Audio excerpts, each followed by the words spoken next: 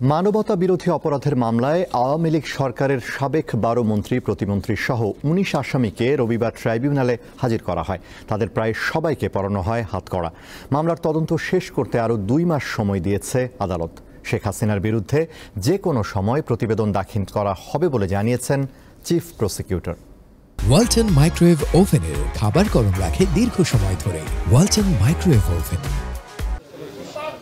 জুলাই-আগস্টের মানবতা বিরোধী অপরাধের ৩ মামলায় অভিযুক্তদের রবিবার আবারও আন্তর্জাতিক অপরাধ ট্রাইব্যুনালে হাজির করা হয়। তবে এ দফায় তাদেরকে পরানো হয় হেলমেট ও হাতকড়া। অবশ্য ৭১-এর যুদ্ধাপরাধীদের বিচারে গঠিত এই ট্রাইব্যুনালে এ ধরনের ঘটনার নজির নেই।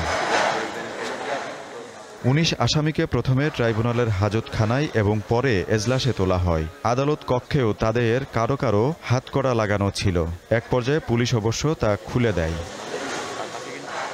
শুনানির শুরুতে শেখ হাসিনার বিরুদ্ধে গণহত্যা মামলার তদন্ত শেষ করতে সময়ের আবেদন করে প্রসিকিউশন। ট্রাইব্যুনালের চেয়ারম্যান বিচারপতি গোলাম মর্তুজা মজুমদারের নেতৃত্বে ৩ সদস্যের বেঞ্চ তা মঞ্জুর করে। একটি মামলা ছিল জুলাই এবং আগস্টের গণহত্যার সাথে তার সম্পৃক্ততার ব্যাপারে ২ মাসের সময়ের আবেদন করেছিলাম, আদালত সেটা মঞ্জুর করেছেন।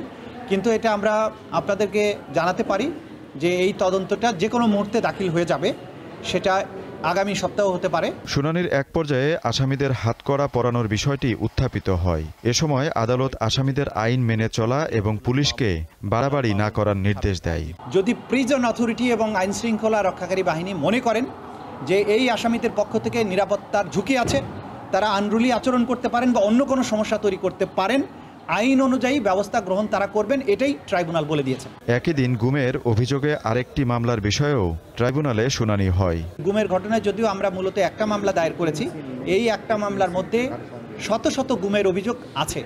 সেখানে গুমের প্রত্যেকটা ইনসিডেন্টকে আলাদাভাবে ধরে আলাদাভাবে তদন্ত রিপোর্ট দেয়া চিন্তাভাবনা আমাদের তদন্ত সংস্থা করছেন। শুনানি চলাকালে কাঠগড়ায় দাঁড়িয়ে আদালতে বক্তব্য তুলে ধরেন সাবেক মন্ত্রী আনিসুল হক, শাহজাহান খান, হাসানুল হক ইনু ও কামরুল ইসলাম। পরে আসামিদের কারাগারে নিয়ে যাওয়া হয়।